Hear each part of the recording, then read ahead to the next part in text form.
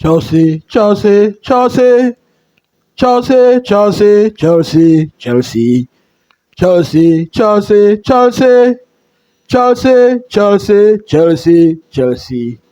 Wow, wow, wow, wow. What a weekend. What a game.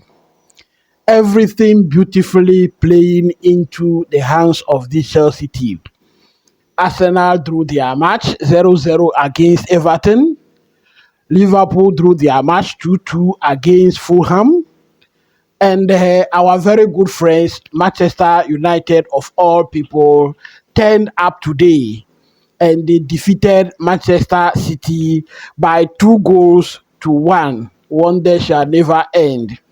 Well, in one of my videos, I said that you will have to write this Chelsea team off at your own peril. And it is beginning to show clearly that this Chelsea team is actually scary. Yes, the way we play today is actually scary. And the Premier League teams, the Premier League opponent, the rivals, will begin to fear us. We are, in fact, striking some sort of fear into these Premier League teams. But I must be quick to add that we are not in the title race. Yes, whatever anyone is saying, we are not in the title race. Okay, so quickly, let us review the match against Brentford. We have won the match against Brentford. In fact, it was a well-earned point, and they had fought one, actually. But then stats are showing that we dominated the game.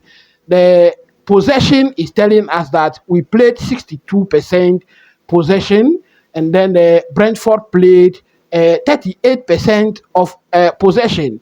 It means that this Brentford team is actually dangerous, because if they are playing only 38% and the game look that way, then this team is actually very dangerous. All right, no wonder they defeated Chelsea 3 times on the spin on their way to Stamford Bridge. In fact, I told you in my preview, those of you who didn't watch the preview, you have to go and watch it.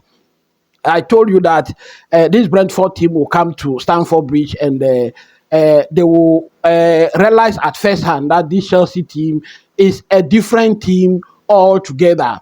So, total shot, we had 26 shots, and then they had 9 shots on target. We had 8 shots on target, and they had 4. Then shots off target, we had 10, they had 3. Expected goals, we had 2.13, and then they had 1.61. Big chances created, we created 3 big chances and scored only 1 of those big chances. They created 4 and also scored 1. Then total passes, we had 503, they had 318. Pass accuracy, we had 85% pass accuracy, they had 76%.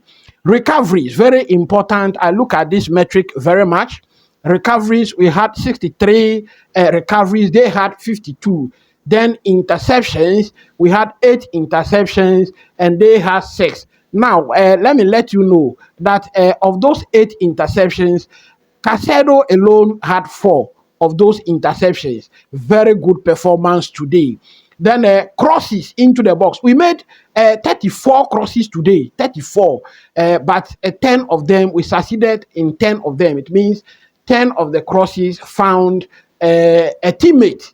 So they made how many crosses? 19 crosses today, and then they succeeded in 4. Then big chances missed. We missed 2 big chances today.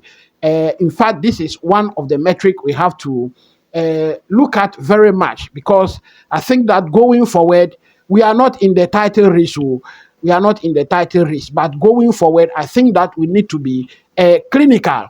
So that will take us quickly to the starting 11. Now, when you look at my preview, my starting 11, only one person missed out today again. Sanchez started in post. Kuku, Colwell. I thought Badiashile is going to come in, but I think that the coach had some ideas, and I am going to tell you why.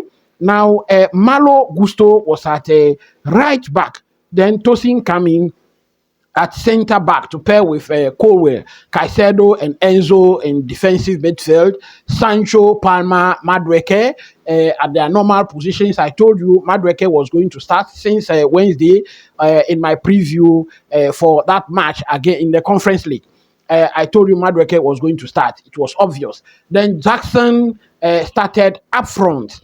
Now, quickly, let us look at the key takeaways from the game. Now, number one key takeaway, the plan in this game was very clear.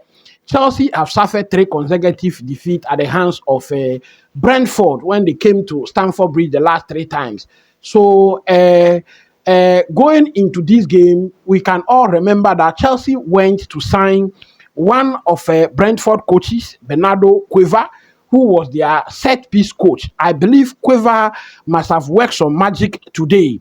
Now, he was there when they were defeating us, and so I believe he knew what they were going to do. So straightforward from the start of the game, the plan was for Chelsea to send the ball into the box of Brentford at any given opportunity. So you could see that balls were going into the box. We can all testify that that is not the normal way or the usual way that Chelsea play in their games. But today the plan was different. So that plan paid off in which minute? 43rd minute, a terrific cross in from Madueke was met beautifully by Cucurella and Pine. That was a goal. So the plan paid off. We could see that in the second half, that plan was not actually used as much. So the plan for the game was very clear, and I think that it paid off. Key takeaway number 2, I think that the way Chelsea played today, they played with a big team mentality.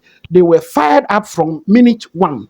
And the way they attacked Brentford, I think that it was unusual.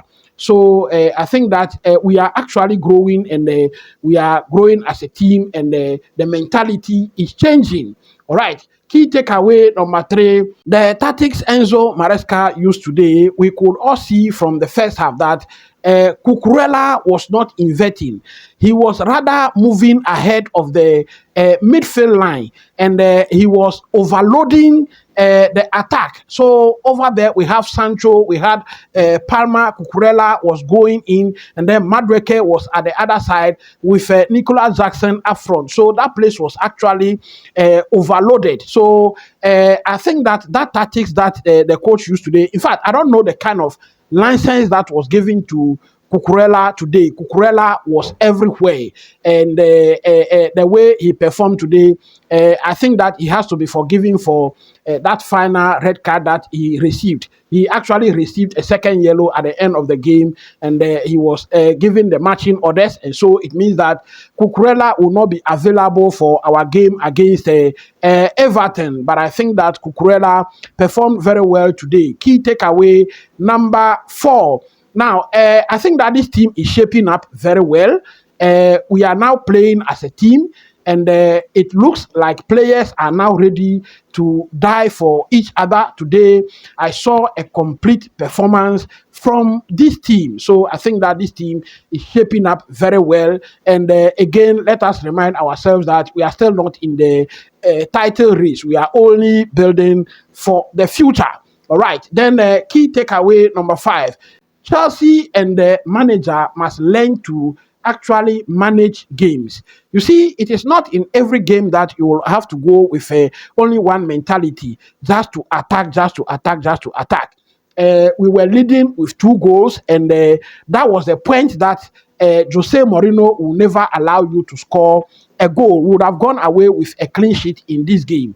But then the coach was still attacking. I think that we will have to learn to manage some of the games. Otherwise, this might affect us in the future. So those are my key takeaways. I want to hear your thoughts, and please, in the comment section, I want to see what you think about this game and these takeaways. Actually, please, again, those of you who are new, please subscribe to the channel, hit the like button, the notification bell, and also share the link for more of our members to get access to this news. Now, my star performers, from the game, or my top performance from the game. Number one on the list is Cucurella. Now, he was the one who actually scored the first goal. I am rating him 9.0 from the game. But then it was not only the goal. As I said, Cucurella, I don't know the kind of license that he was given today. He was everywhere and intercepting balls and spraying balls. I think that he performed very well today, and he is my man of the match from the game. Number two on the list is Noni Madueke. I think Noni Madueke performed very well today. He took on players very well, and that terrific cross in for Cucurella to score was a very good one. I give him 8.5 out of 10. So he is my number two on the list. Then my number three is Caicedo. If I don't put Caicedo in this list, I don't know who else I can put there. I think that Caicedo performed very well today. As I told you, out of the 8 interceptions that Chelsea made today, Caicedo alone made 4 interceptions. He played the full 90 minutes of the game. He had 79 touches, and then pass accuracy, he had 85%. In fact, he attempted 60 passes and succeeded in 51 of them. Key passes, he made 2 key passes in the game. Then he also had 1 shot on target. Now, ground duels, he attempted 10 and succeeded in 3. Aerial duels, he attempted 4 and succeeded in 3. Then interceptions, as I said, he made 4 interceptions in the game and also made 2 tackles in the game. I am rating him 8.5 on number 3 on my list. All right, so the next person is Nicholas Jackson. Nicholas Jackson, I must confess today that he wouldn't have been in this list, but for the goal he scored. I think that Nicholas Jackson will have to learn to be clinical. In fact, he missed 2 good goals today in the area. He should have scored those goals. But then Nicholas Jackson has entered a very enviable list. Now, when you look at the Chelsea players, those who have scored goals, when you consider 50 games that they've played, Hasselback is the one who is leading. Diego Costa is behind him, and Nicholas Jackson is behind. So he's now third. After 50 games, he has scored 23 goals, and he has surpassed Didier Drogba, who scored 20 after 50 goals. So I put Nicholas Jackson on number 4. He's 8.0 rated. Then number 5, in fact, between Enzo Fernandez and Robert Sanchez, I think that both of them perform very well, but I am only picking 5 people here. So I want to lump them together. Enzo Fernandez, he made an assist in the game. Then I think that Robert Sanchez also, his performance kept us in the game, and I think that they did very well, both of them. So I am rating both of them 7.8 out of 10. So those are my star performance. I want to also see your star performance and your comment. So this is what we have from the game, and we are second on the log, 2 points behind Liverpool, who has a game in hand. Who knows? That game was against, they were supposed to play that game against Everton before it was postponed because of weather issues. Everton was the one who nicked points away from Arsenal. So who knows, they can also take points away from Liverpool. And as we saw today, Manchester United, of all people, also took 3 points away from Man City, came from behind and actually won the game by 2-1. So that game in hand should not be actually, they shouldn't be actually depending on that game. We shouldn't be actually counting it too much. So we are 2 points behind Liverpool, and we are still not in the title race. My report on the performance of our lone players will come to you tomorrow. In fact, I actually wanted to do it very early in the morning, but I realized that one of our players who is at Bournemouth will be playing very late against West Ham, and so that report will come to you tomorrow, but it will be quite late. Be expecting it. If you have not subscribed to the channel, please subscribe to the channel, and also hit the notification bell so that when I upload that report, you'll be among the first to get that report. Thank you very much. Till I see you tomorrow. Stay blessed and stay happy. Bye for now.